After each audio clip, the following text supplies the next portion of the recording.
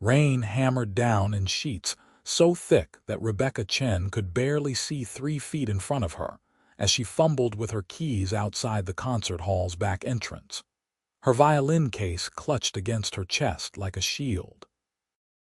The storm had come out of nowhere, transforming what should have been a pleasant spring evening into something that felt almost biblical in its fury. She was already 15 minutes late for rehearsal, her clothes plastered to her skin, when she nearly tripped over what she first thought was a pile of discarded stage equipment. It was a man. He sat with his back against the brick wall beside the service door, knees drawn up, head tilted back against the rough surface with his eyes closed. Water streamed down his face, dripping from his dark hair and the sharp line of his jaw. His white dress shirt clung to his frame, now completely transparent, and his black suit jacket lay crumpled beside him in a puddle. He looked like he had been there for a while, just sitting in the downpour, letting it wash over him. Rebecca stopped. Her first instinct was to ask if he was okay, if he needed help, if something terrible had happened. The words formed on her tongue, ready to tumble out. But something in his posture, in the deliberate way he sat there accepting the rain, made her swallow them back down. Instead, she unlocked the door and propped it open with her foot. Then she walked back to where he sat, extended her hand, and waited, his eyes opened slowly. They were gray, she noticed, the color of storm clouds. He looked at her hand, then up at her face. Water dripped from her own hair down her cheeks, and she knew she probably looked just as bedraggled as he did. "Come on," she said simply. For a long moment he just stared at her. Then, almost mechanically, he reached up and took her hand. His fingers were cold and wet, but his grip was firm as she helped pull him to his feet. He swayed slightly, and she steadied him with her free hand on his arm. He was tall, she realized, probably 6'2", and even soaked and apparently miserable, he carried himself with an odd sort of dignity.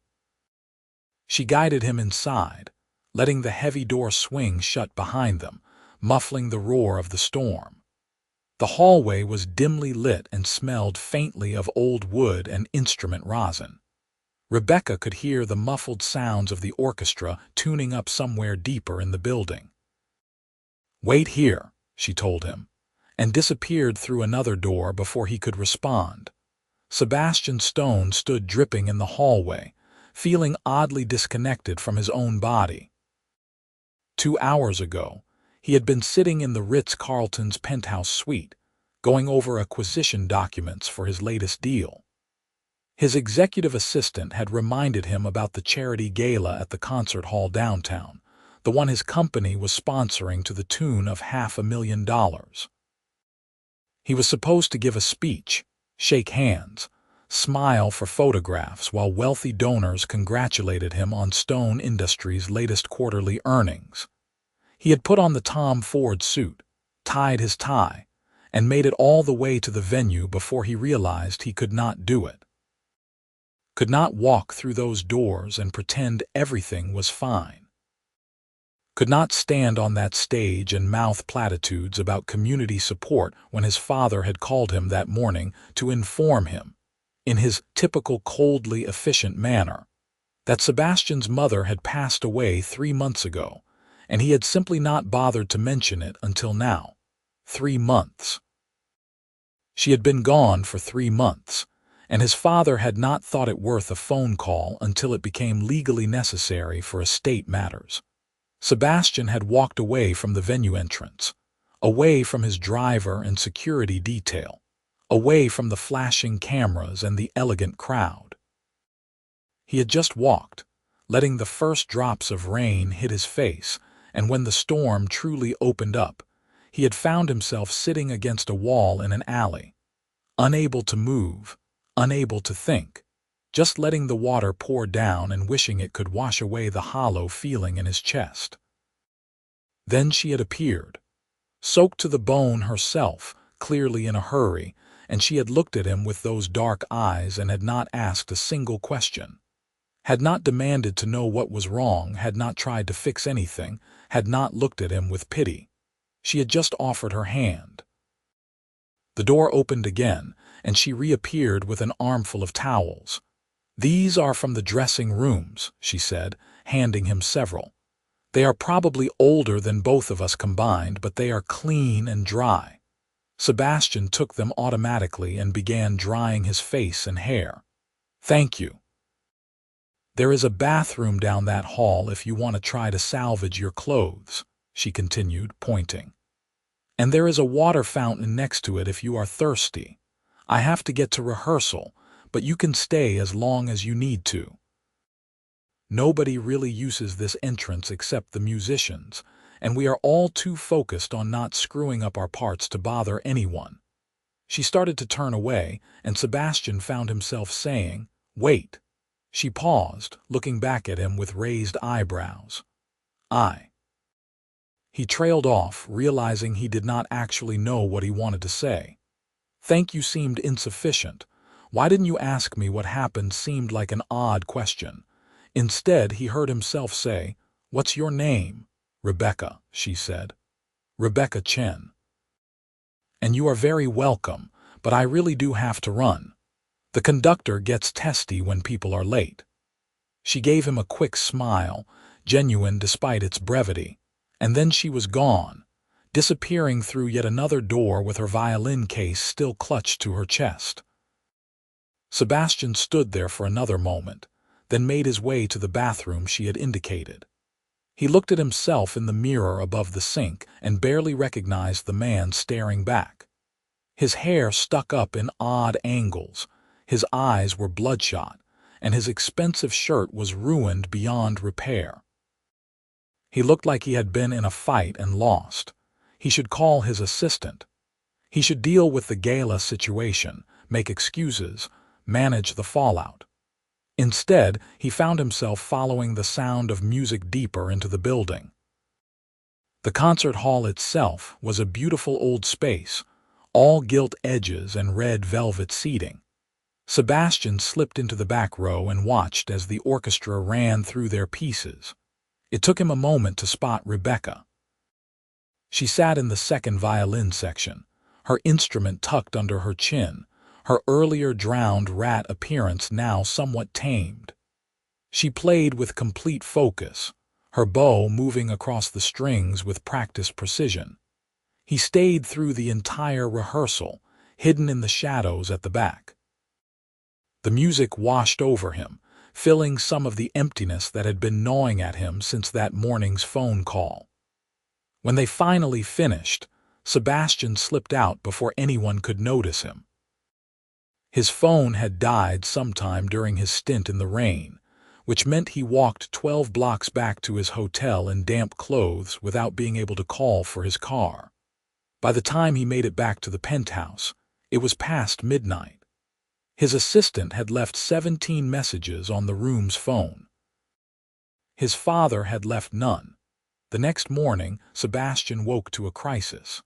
The tabloids had gotten hold of the story of his disappearance from the gala, and speculation was running wild. Some said he had been in an accident.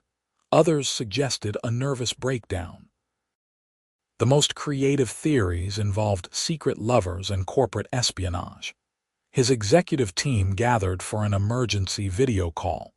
All concerned faces and barely concealed panic about what this might mean for the company's image. Sebastian sat through it, gave the appropriate reassurances, and promised to issue a statement. What he did not mention was that he could not stop thinking about the woman who had found him at his lowest and had simply helped him up without demanding an explanation. He did not realize he would see her again until 2 weeks later, when he walked into the Roasted Bean coffee shop 3 blocks from Stone Industries headquarters and found her sitting at a corner table. A music score spread out in front of her and a half-empty cup of something that had probably been hot an hour ago. She did not notice him at first. Sebastian ordered his coffee black and then stood there like an idiot trying to decide if he should approach her. Part of him wanted to thank her properly, maybe explain what had been happening that night.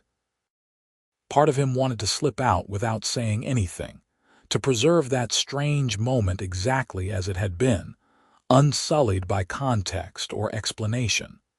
The decision was made for him when she looked up, probably feeling the weight of his stare. Her eyes widened slightly in recognition, and then she smiled. "Rain Man," she said. Despite everything, Sebastian felt his mouth quirk up at the corners. "Is that what we are going with?" "Well, you never told me your name," she pointed out. "I had to call you something in my head." He walked over to her table. Sebastian Stone."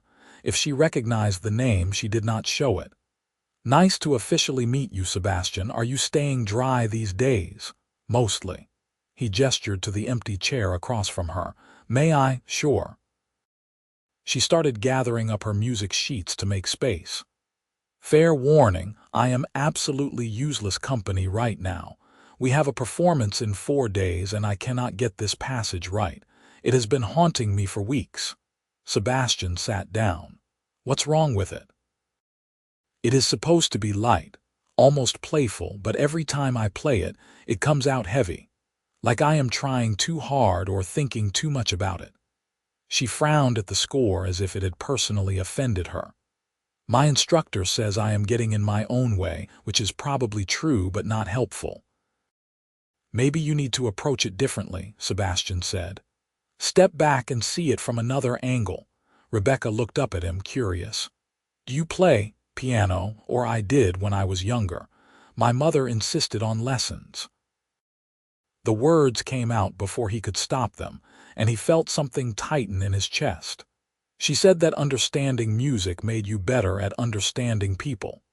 "She sounds wise." She was. The past tense hung in the air between them. Rebecca did not ask about it, just like she had not asked about why he had been sitting in the rain. Instead, she said, "Play something for me." "What?" "There is a piano in the practice rooms upstairs. The owner lets musicians use them if the shop is not too busy. Come on, play something." "I have not played in years." "So, neither has that piano probably. Come on, Rain Man.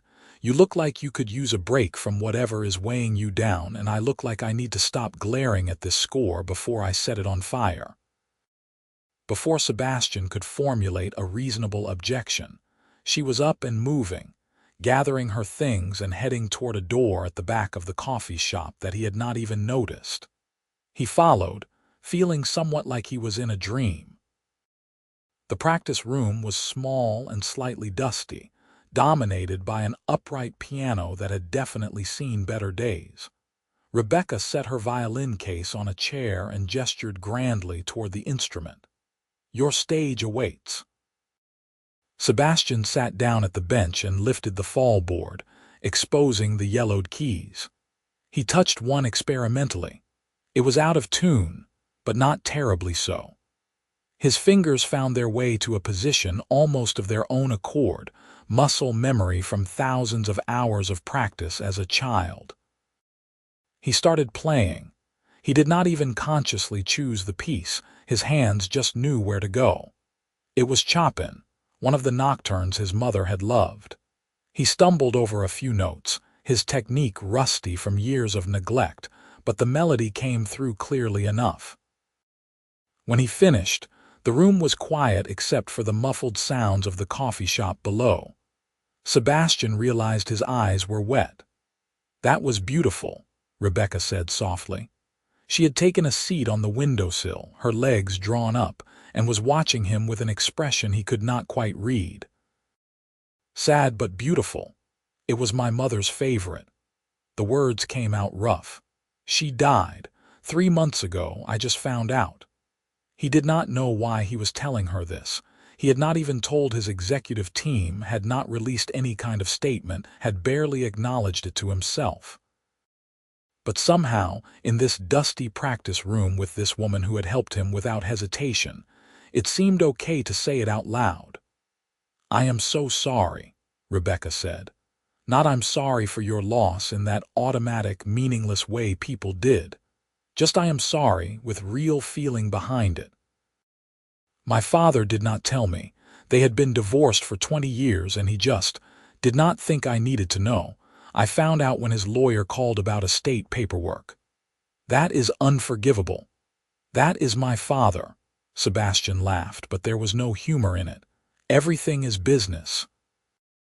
Everything is about efficiency and optimization and return on investment. Even family. Rebecca slid off the windowsill and came to sit on the piano bench beside him. She did not try to hug him or pat his shoulder or offer empty platitudes. She just sat there, solid and real and present. "The night you found me," Sebastian said, "I was supposed to be at a gala. My company was sponsoring it. I was supposed to give a speech, but I just could not. I walked away from everything and ended up sitting in the rain like an idiot." "You were not an idiot, you were hurting." "You did not ask me what was wrong." "No." "Why not?" Rebecca was quiet for a moment, considering. "Because sometimes asking makes it worse. Sometimes people do not want to explain or justify or make sense of things. Sometimes they just need someone to see them and help them without making them perform their pain for an audience." She looked at him. "You needed silence more than you needed questions." Sebastian felt something shift in his chest, like a locked door opening. "How did you know?" "I did not, really. It was just instinct." She smiled slightly. "And maybe a little bit of personal experience. When my mom died, everyone wanted to talk about it. They wanted to share memories and cry together and process as a group. But I just wanted to be alone with it for a while, you know. I wanted to sit with the grief before I had to make it palatable for other people." "How long ago?" "4 years. Breast cancer." Rebecca's fingers touched the piano keys, playing a soft, aimless melody. "It gets easier eventually. Not better exactly, but easier. You learn how to carry it."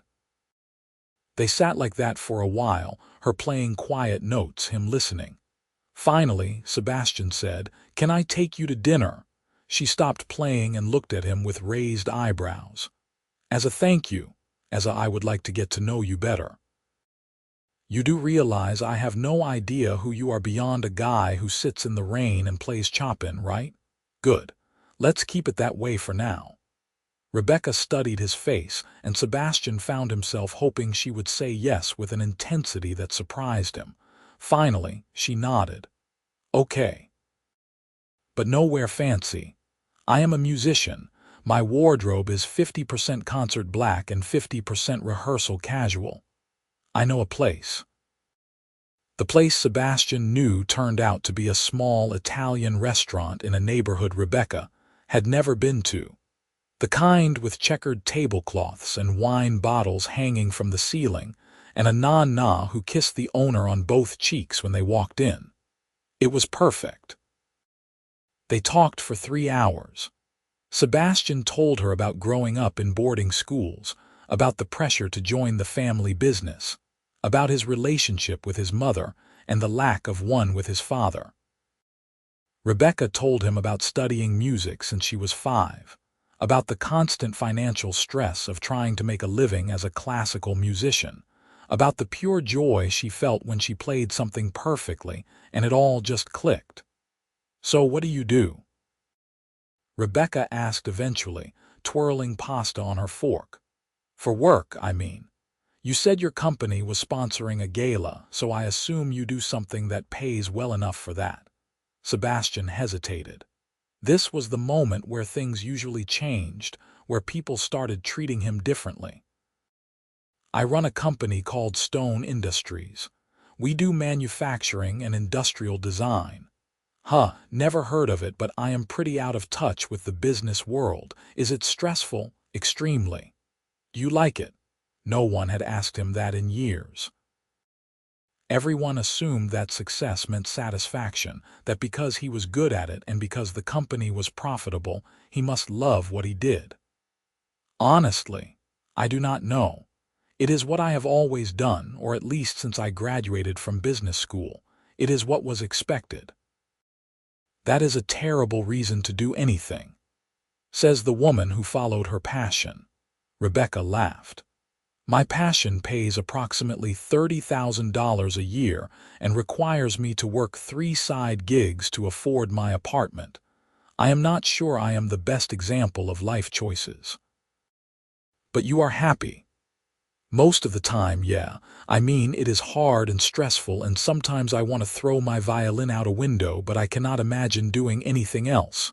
She paused. You do not have that. No, Sebastian admitted. I have success and money and respect, but I do not have that feeling you are describing. That sense of this is exactly what I am supposed to be doing. So why keep doing it? Because 5,000 people work for Stone Industries. Because my decisions affect their livelihoods and their families.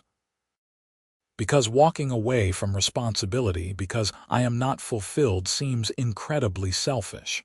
Or incredibly human. Rebecca reached across the table and squeezed his hand briefly. I am not saying you should quit or anything dramatic like that, but maybe it is okay to admit that you are not happy. That is the first step to figuring out what would actually make you happy. Sebastian looked at her, really looked at her. She had a smudge of flour on her cheek from the bread they had shared, and her hair was falling out of its ponytail, and she was looking at him like he was just a person, not a CEO or a stone or a means to an end. Just Sebastian. Can I see you again? He asked. I think you had better, she said with a smile. Otherwise, I will always wonder if Rain Man got his life together. They started seeing each other regularly after that.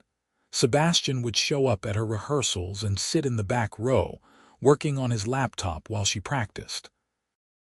Rebecca would meet him for coffee between meetings, stealing an hour of his day to tell him about her students or the music she was working on. They went to movies and museums, and once, memorably, to a batting cage where Sebastian proved to be terrible at hitting anything, and Rebecca had a surprisingly competitive streak. 3 weeks into whatever they were doing, Rebecca invited him to her apartment for the first time. It was a tiny studio in a building that probably should have been condemned decades ago, with a bathroom so small you could barely turn around, and a kitchen that consisted of a hot plate and a mini fridge. But she had made it cozy with string lights and plants and shelves overflowing with books and music scores. I know it is not much, she said, suddenly seeming nervous, but the acoustics are actually decent, and the landlord does not care if I practice at odd hours. It is perfect, Sebastian said, and meant it. The apartment was so completely Rebecca, so full of personality and life, that his sterile penthouse felt like a mausoleum in comparison. She made them dinner, which consisted of pasta with garlic and olive oil because, as she put it, that was about the extent of her cooking skills. They ate sitting on cushions on the floor because she only had one actual chair. Afterward, she played for him, really played, not a rehearsal or a performance but just music for the sake of it. The piece she had been struggling with at the coffee shop flowed effortlessly now, light and playful exactly as it was supposed to be. When she finished, she lowered the violin and looked at him with an expression that made his heart race. I figured it out, by the way, the piece. I can tell. It was incredible. It was you. She set the violin carefully in its case. After I talked to you that day, after you played the piano, I realized I had been approaching it all wrong. I was trying to make it perfect instead of just letting it be what it was. You helped me see that. Sebastian stood and crossed the small space to where she sat. Rebecca, I like you, she said, looking up at him. I know we have only known each other for a few weeks, and maybe that is too fast, but I really like you. You are kind and thoughtful, and when you smile, really smile, it is like the sun coming out. And I wanted you to know. Instead of answering with words, Sebastian cupped her face in his hands and kissed her. She made a small sound of surprise that turned into something warmer, her hands coming up to grip his shirt. When they finally pulled apart, both breathing hard, her eyes were bright. "So I am guessing you like me too," she said, slightly breathless. "So much it terrifies me." "Good. Terrified is good. Terrified means it matters." That night he told her everything. About Stone Industries, and exactly how successful it was. About his net worth and his position as CEO. About the fact that he was consistently ranked on Forbes lists, and had been called one of the most influential people under 40 in business.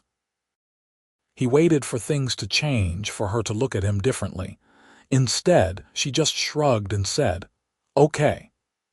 Okay, I figured you had money when you said your company sponsored galas. And you have that way of carrying yourself that wealthy people have, like you are used to spaces rearranging themselves around you. But it does not really change anything, does it? You are still the guy who sat in the rain. Still the guy who played Chopin in a dusty practice room. The money is just context. Most people do not see it that way. Most people are not me." She smiled and pulled him back down to sit beside her. "Besides, if I was going to date you for your money, I would be doing a terrible job of it. I have not even let you pay for dinner half the time. You could, you know. Let me spoil you a little. Maybe eventually. But right now, I kind of like that we meet at diners and coffee shops. It feels real, you know. Like we are building something based on who we actually are, not what we have or what we can do for each other." Sebastian pulled her close, pressing a kiss to the top of her head. "How did I get this lucky? You sat in the rain and I happened to be running late for rehearsal. Timing is everything." 2 months later, Sebastian invited Rebecca to a Stone Industries event. It was unavoidable at this point. People had started asking questions about his personal life, and he wanted her to be prepared for the scrutiny that would come with being seen publicly with him. "It is going to be overwhelming," he warned her as they got ready. Well, as she got ready in her tiny apartment while he sat on her bed and watched. "A lot of people, a lot of attention. We can leave whenever you want. I can handle it." She emerged from the bathroom wearing a simple black dress that she probably wore to performances, but somehow she made it look elegant. "I just smile and make small talk, right? I do that with donors after concerts all the time. This is different. These people will want to know everything about you, and they will not always be kind about it." Rebecca came over and straightened his tie, even though it was already perfect. "Sebastian, I grew up as one of 3 Asian kids in a very white town. I have been dealing with nosy, unkind people my whole life. I promise I can handle your business associates." She did more than handle it. She charmed them. Sebastian watched in amazement as Rebecca worked the room, talking easily about music and art, and somehow finding common ground with venture capitalists and hedge fund managers. She did not try to be someone she was not, did not put on airs or pretend to be more interested in business than she actually was. She was just herself, and people gravitated toward that authenticity. "She is lovely," one of his board members said, cornering Sebastian by the bar. "Very different from the usual type you see at these things." "That is what I like about her," Sebastian replied. "Just be careful. You know how people talk. They will have opinions about her background, her career, whether she is appropriate for someone in your position." Sebastian felt his jaw tighten. "I do not care what people think. You should. Perception matters in business. It can make or break deals." "Then I will break deals. Rebecca is not negotiable." The board member raised his hands in surrender. All right, all right. "I am just saying, be prepared for pushback. Not everyone will be as accepting." He was right. Over the next few weeks, Sebastian started hearing whispers. His father called to express his disapproval of Sebastian dating someone so far below his social station. Business publications ran speculative articles about whether his relationship indicated a shift in his priorities that should concern shareholders. Several colleagues made pointed comments about the importance of being with someone who understood the demands of his position. Sebastian ignored all of it, but he could tell it was wearing on Rebecca. "They think I am a gold digger," she said one night, her voice flat. They were in his penthouse, and she had just seen a particularly nasty piece online speculating about her motives for dating him. "No one who matters thinks that. Your father thinks that. Half your board thinks that. Every business journalist in the country thinks that." She set her phone down and looked at him. "Maybe they are right." "What? Not about the gold digger part, obviously.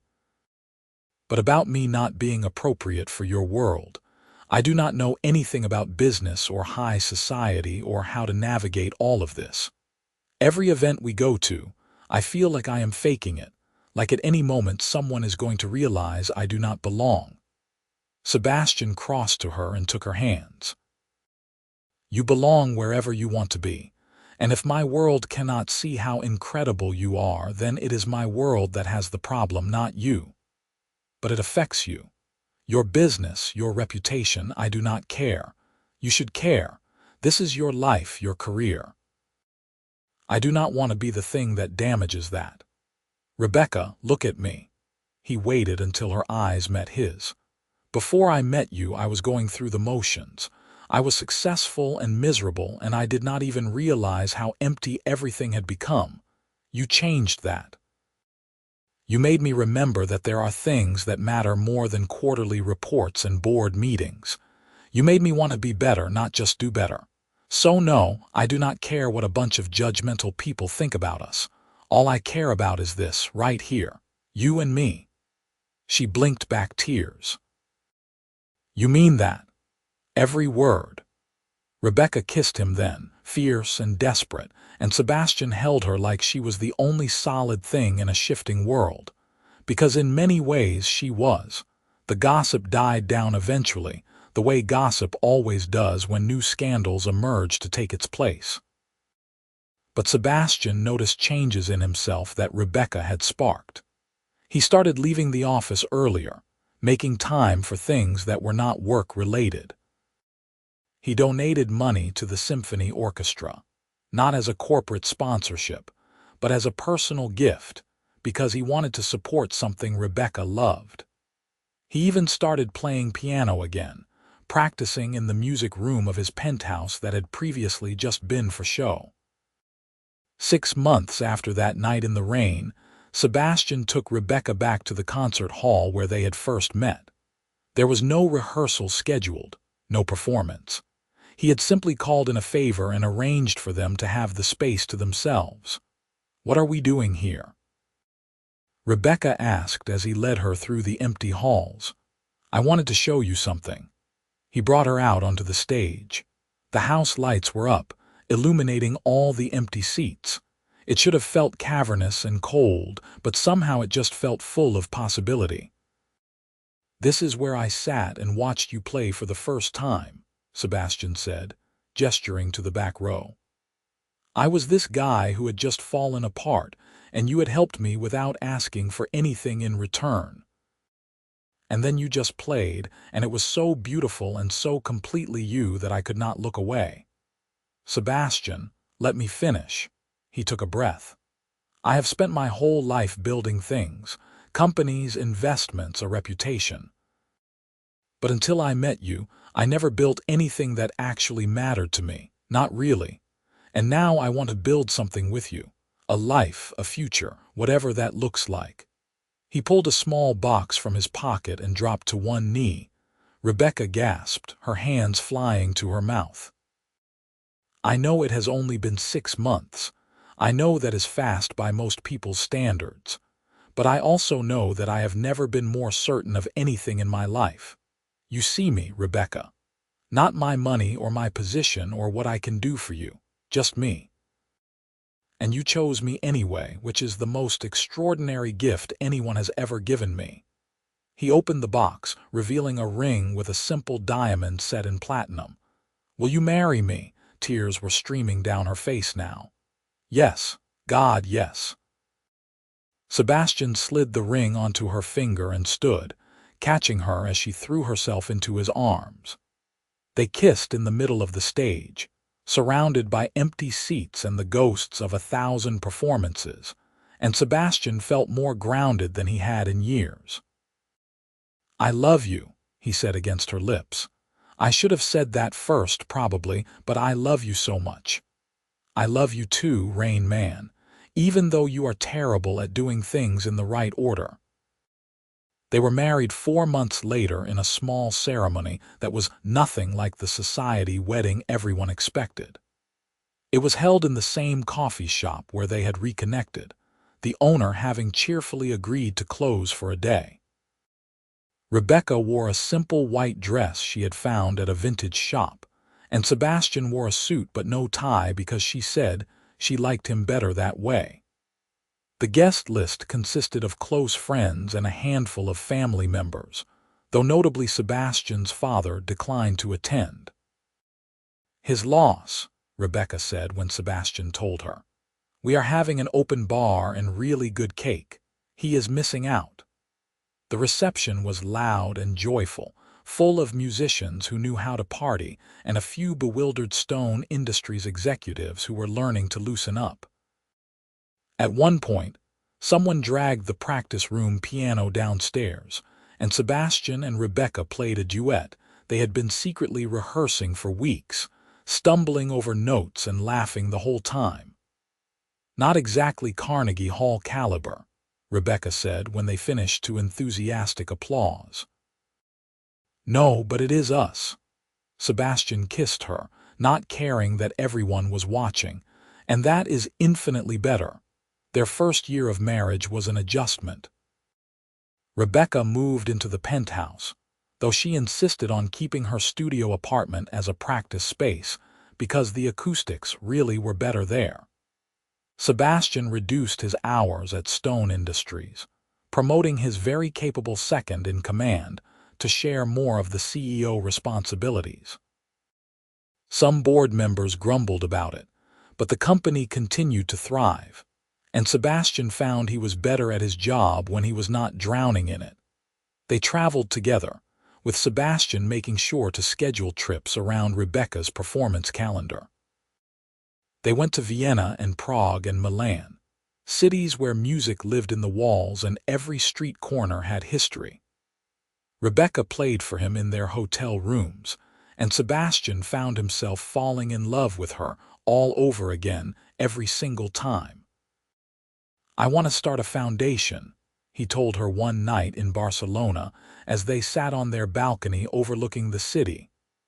For young musicians, scholarships, instruments, performance opportunities. All the things that make the difference between someone pursuing their passion and having to give it up for something practical. Rebecca turned to look at him, her eyes shining. Sebastian, that is wonderful. What made you think of it? You did. Listening to you talk about how hard it is to make it as a classical musician. How many talented people never get the chance because they cannot afford the training or the time.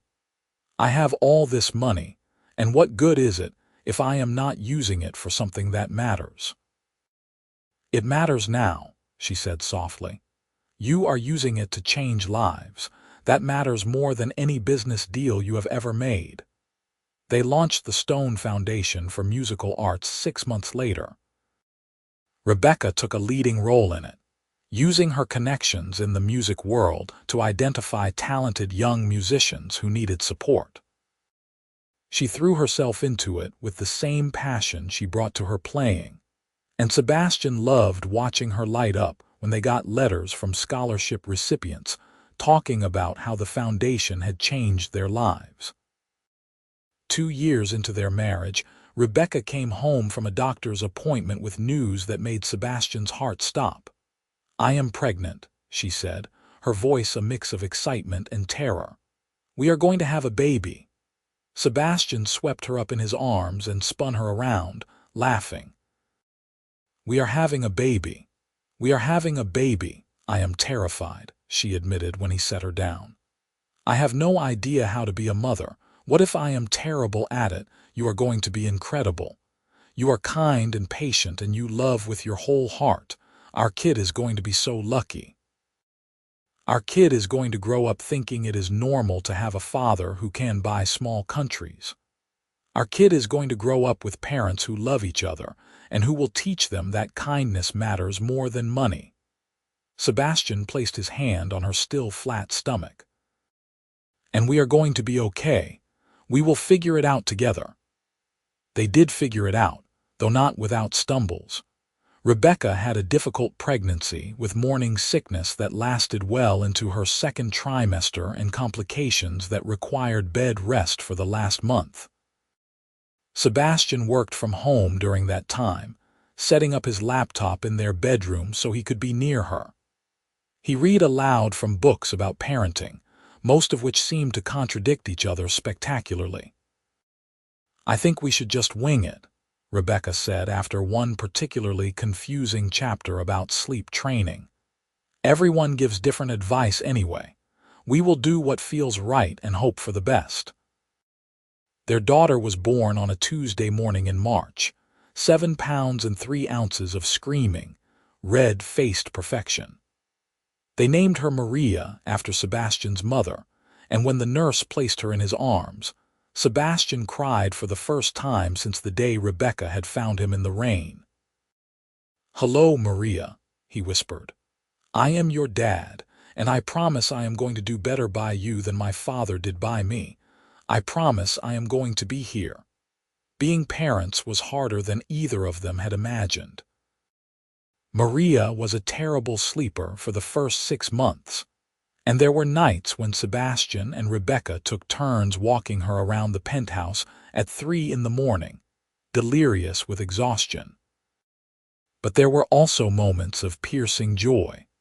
Maria's first smile, the way she would calm down when Rebecca sang to her, the expression of wonder on her face when Sebastian played piano for her. "She is going to be musical," Rebecca said one evening, watching Maria wave her tiny fists along with a Mozart recording. "Look at her, she is already keeping time, or she is just flailing randomly because she is a baby. No, she definitely has rhythm. Trust me, I am a professional." Rebecca went back to performing when Maria was 6 months old, though she cut her schedule significantly.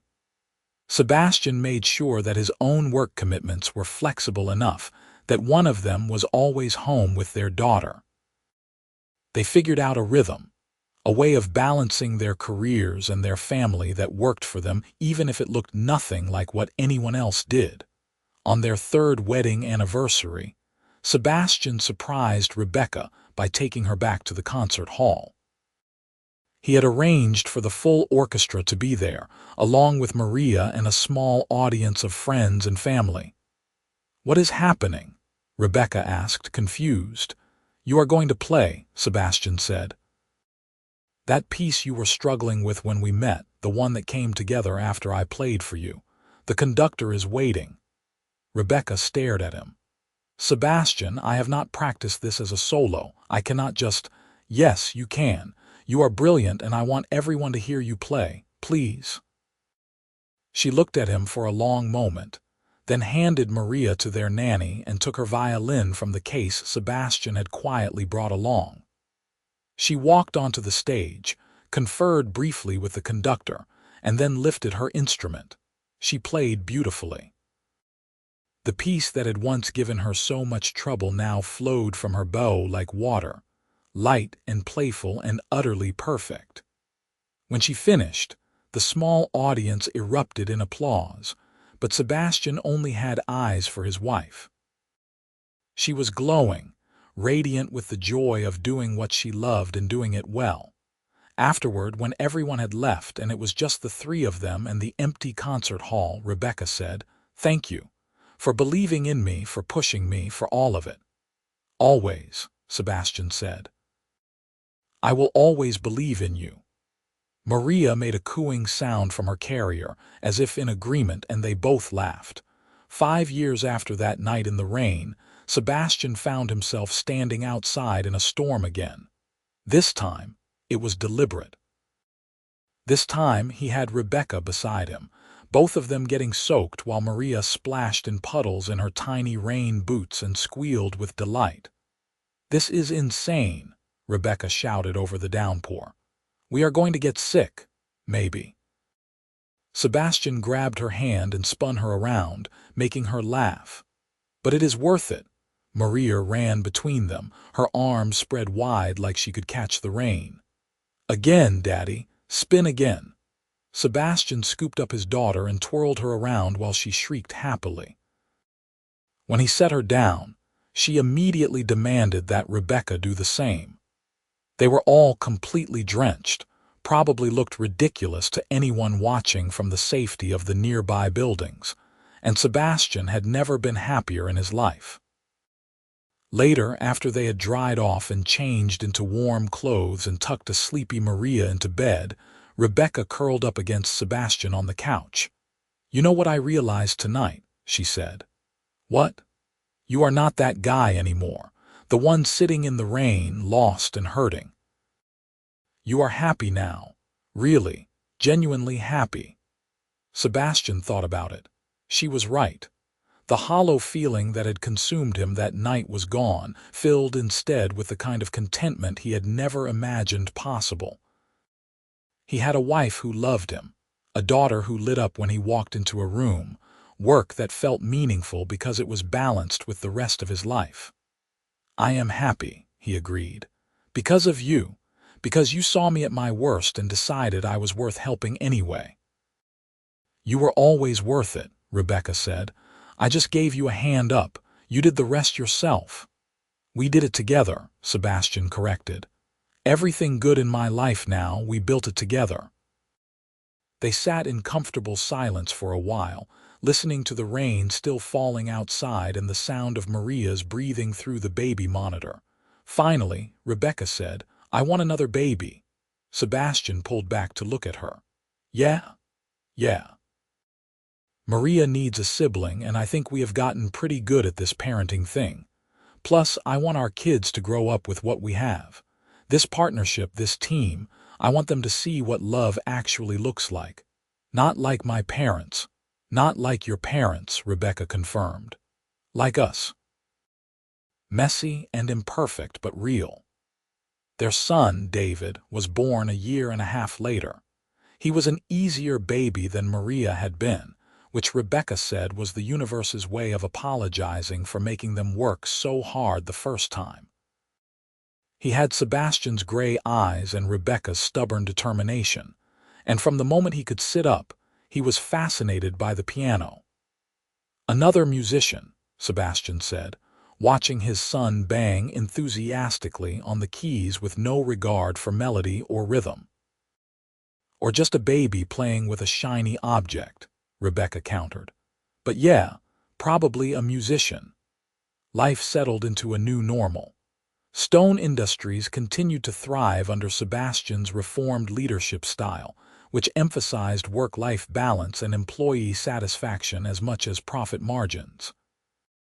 The Stone Foundation expanded, providing support to hundreds of young musicians, and even establishing a summer program where students could study with established artists. Rebecca performed regularly but selectively, choosing projects that excited her rather than taking every opportunity that came along. They had arguments, of course. Rebecca thought Sebastian still worked too much, and Sebastian thought Rebecca was too casual about their finances, regularly giving money to struggling artist friends without checking their own accounts first. They disagreed about parenting approaches and whose family to visit for holidays, and whether Maria was old enough to start violin lessons or if they should wait another year. But they always came back to each other. They always remembered that they were on the same team, working toward the same goals. They never let disagreements fester or turn into the kind of cold distance Sebastian remembered from his parents' marriage, when Maria was 7 and David was 4. Sebastian's father died of a heart attack. Sebastian felt very little upon hearing the news, which perhaps said everything about their relationship. He went to the funeral, sat through the service where business associates gave speeches about what a brilliant man Richard Stone had been, and felt nothing. Afterward, Rebecca found him standing alone in the cemetery, looking at the fresh grave. "Are you okay?" she asked. "I do not know. I keep thinking I should feel something more, grief or anger or regret, but mostly I just feel empty, like he was never really there in the first place."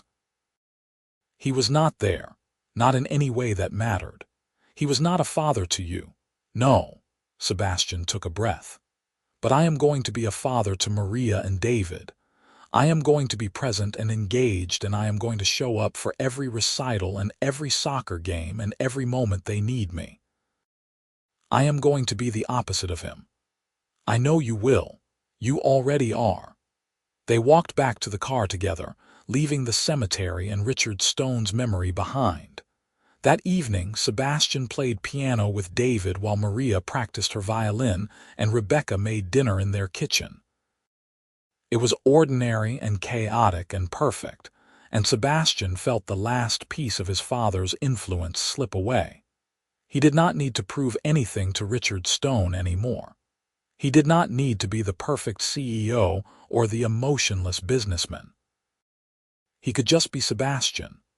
Husband, father, mediocre piano player, and the guy who had once sat in the rain and been saved by a woman who asked no questions.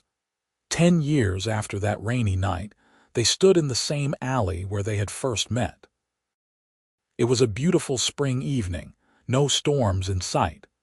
The concert hall was hosting a special performance featuring both established and emerging artists, with proceeds going to the Stone Foundation. "This is surreal," Rebecca said, looking around. "Standing here after everything that has happened." "Do you ever wonder what would have happened if you had not been late that night?" Sebastian asked. "If you had walked past without stopping?" "I would not have walked past. Even if I did not know you, I still would have stopped. That is just who I am." "I know. It is one of the things I love most about you." He pulled her close. "You see people in pain and you help them. You do not calculate what it will cost you or what you will get in return. You just help. You make me sound like a saint. I am definitely not a saint." "No, but you are good. In a way that is rare and precious. And I am grateful every single day that you were late to rehearsal."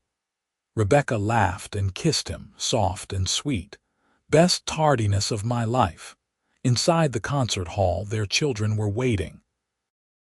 Maria, now 12, would be performing a violin solo, the youngest artist in the program. David, 9, was excited because he got to stay up past his bedtime. They were good kids, happy and kind, and growing up knowing they were loved unconditionally. As Sebastian walked into the venue with Rebecca's hand in his, he thought about that night 10 years ago. About how completely lost he had been, sitting in the rain with nothing but grief and emptiness. About how one simple act of kindness from a stranger had changed the entire trajectory of his life. He had not needed someone to fix him or save him. He had just needed someone to see him and offer a hand. Everything else had built from there: trust and friendship and love, and a partnership that had given him something to build toward rather than something to run from. The concert was beautiful. Maria played flawlessly, her face serious with concentration. When she finished, the audience erupted in applause, and Sebastian felt his chest swell with pride. This was his daughter, this talented and determined person who had come from his love for Rebecca. This was what mattered. Not business deals or quarterly earnings or social status. This. Family and music and moments of pure joy. Afterward, at the reception, various people came up to congratulate them on the performance and the foundation's success. A few older guests, people who remembered Richard Stone, commented on how different Sebastian was from his father. "Your father was all business," one elderly board member said. Brilliant but cold. You have something he never had, warmth, humanity. It makes you a better leader. I had a good teacher, Sebastian said, smiling at Rebecca across the room as she talked animatedly with a group of young musicians. That night, after the children were in bed and the house was quiet, Sebastian and Rebecca sat on their balcony overlooking the city. It had become their tradition, these late-night conversations where they processed the day and made plans for the future. "Maria was incredible tonight," Rebecca said. "Did you see how confident she was? She is going to be amazing when she is older." "She already is amazing, both our kids are. We did good, didn't we, with them with us, with all of it. We did. We really did." Sebastian pulled her closer. "Do you ever regret it? Marrying me, I mean. Dealing with all the attention and pressure that comes with being my wife?" "Never, not once. Do you regret stalking me at coffee shops and making me fall in love with you?" "I did not stalk you. I happened to be at the same coffee shop." "Uh-huh, sure." She poked him in the ribs. "Admit it, you were smitten from the moment I helped you out of the rain." "Fine, yes, I was smitten. You were this incredible person who saw me at my absolute worst and just helped without judgment. How could I not be smitten? And now you are stuck with me forever." Best fate I could imagine. They sat together as the city lights twinkled below them and the stars came out above. Tomorrow would bring new challenges and responsibilities. Maria would need help with her schoolwork. David would have soccer practice. Sebastian had a board meeting that would probably run long, and Rebecca had students to teach. Life would continue in its beautifully chaotic way. But right now, in this moment, everything was perfect. Sebastian Stone, who had once sat in the rain feeling like he had lost everything, had found something better than he had ever imagined possible. He had found home. And it had all started because a woman with a violin case and wet hair had looked at a stranger in pain and decided that questions could wait, but kindness could not. She had understood, without being told, exactly what he needed. That understanding had become the foundation of everything they built together, a marriage, a family, a life full of music and laughter and love. "Thank you," Sebastian said quietly, "for everything. For that night, for all the nights since then, for choosing me." Rebecca turned to look at him, her eyes soft in the dim light. Always, Rain Man, always. And that, Sebastian thought, was the happy ending that mattered. Not wealth or success or recognition, but this. A woman he loved, children they were raising together, and the certainty that no matter what storms came, they would face them side by side. No questions necessary, just understanding and love and the promise of tomorrow.